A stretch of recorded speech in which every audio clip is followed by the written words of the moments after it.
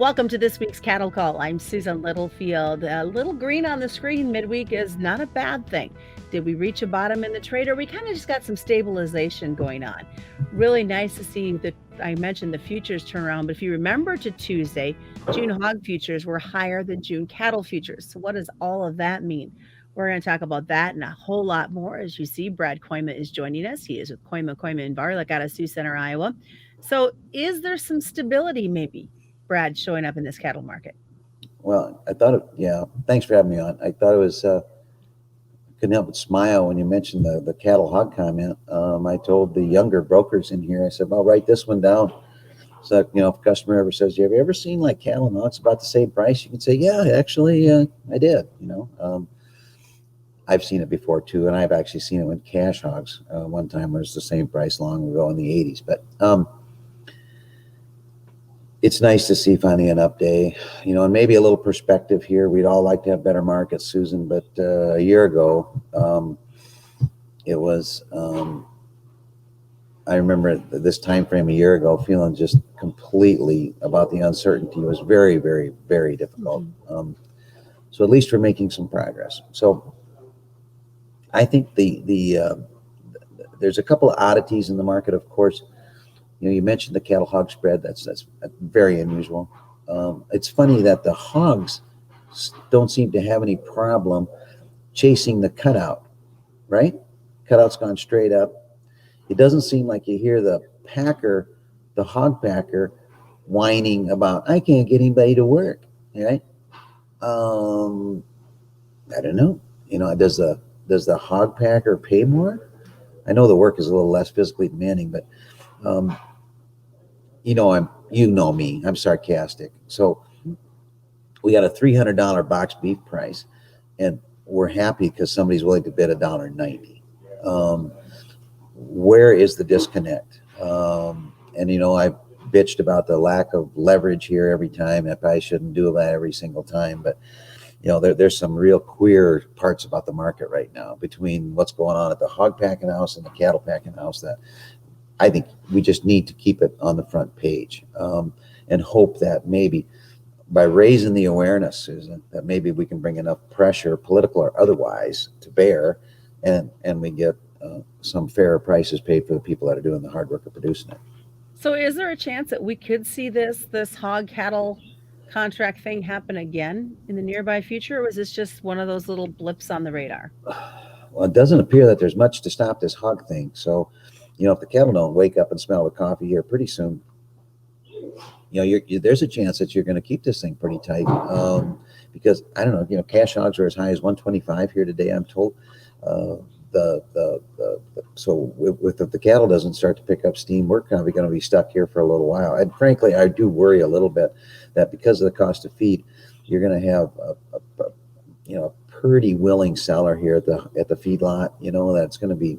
I just hope we stopped going down. And in my view, I think we did. I think we did maybe stop going down on the cash cattle for a couple of reasons, but that doesn't mean we necessarily get a lot better either, because people are too willing sellers, because you got a cost of gain that's much higher on a fed steer, on a finish ration, than what you're getting paid for it right now. So that incentive is still there. So we may have to chop wood for a little bit yet before we feel like we watch the weights, watch the grade.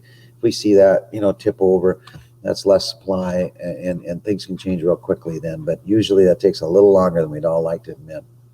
So politics and cattle, in more ways than one. We're looking at politics, though, in Washington, D.C. Well, of course. And there's politics even within the cattle business. How about that?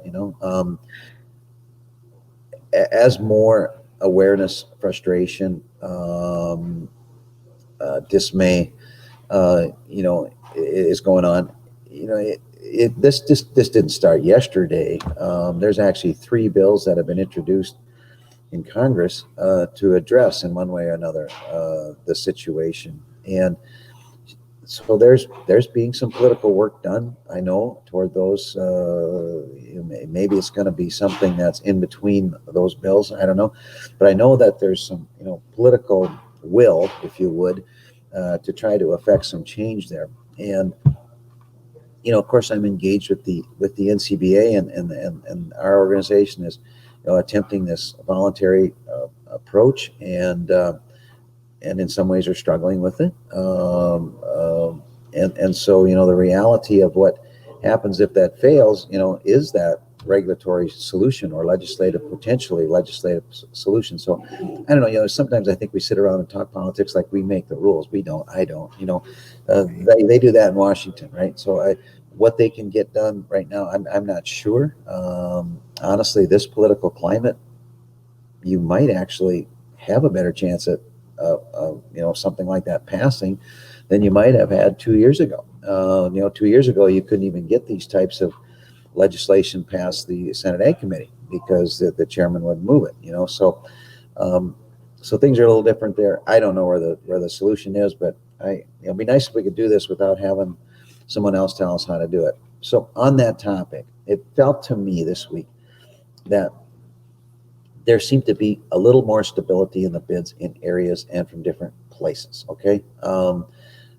And if you remember a year ago, the market finally, that happened then too, where a couple of packers, one in particular, seemed to take the lead and say, all right, the market's 95. That's what we're going to do, and then it was 100, and then it was 100, et cetera. There seems to be a bit of that. I might be jumping the gun a little bit, but it looked to me like there was that 119 area that bought some cattle, not hundreds of thousands of them, but some, enough that I'm hoping maybe that's where we're going to catch. And if that's the case, then June's at 5 under. That's about right for basis. Does that mean June's have to rally? Maybe not, but let's at least first do the first step and stop going down. Lots of things to look at. Finally, as we wrap this up, the fundamentals of what we've seen to this point, what is it going to set the tone for the rest of the week going into next week? Post Mother's Day. Mother's Day, the largest beef demand weekend of the year historically. Luckily, though, it's usually followed by a lot of stuff. Warmer weather, then Memorial Day, then Father's Day. Rather, demand's not the problem. Demand is the highlight of the good news for sure. I guess I would like to think that when you shift from having one steer too many to getting current, it's a very, very, very fine line. If we don't see the weights collapse, now I give up. My area, you're going to go from 2 weeks ago cleaning up the last of the old crop yearling cattle that were big, 15 and a half, whatever, to now these near beer front end calves that might weigh 1,300 pounds. I mean, we should see a dramatic shift in the weight. And to me, I think it can flip pretty quick. Now, whether it has to be tomorrow, probably not. But let's watch the weights. I'd like to think maybe in another 2 or 3 weeks when we're doing this, we can talk back. Yeah, how about that? We were pretty close. It did turn this week. I'm hoping this is low week. I'll stick my neck out. And I like the back months, as you know, because of what I've seen with, female slaughter and lighter placements in the deferreds. Hopefully we get there. Yeah, no kidding. Some optimism to look forward to. Thanks so much, Brad, for joining us this week. You're very welcome. Just a reminder, commodity futures and options involve substantial risk of loss, and they're not suitable to all investors. That's the I almost called Fontenelle Final Bell. That's the cattle call for this week. Too many programs with markets. I'm Susan Littlefield.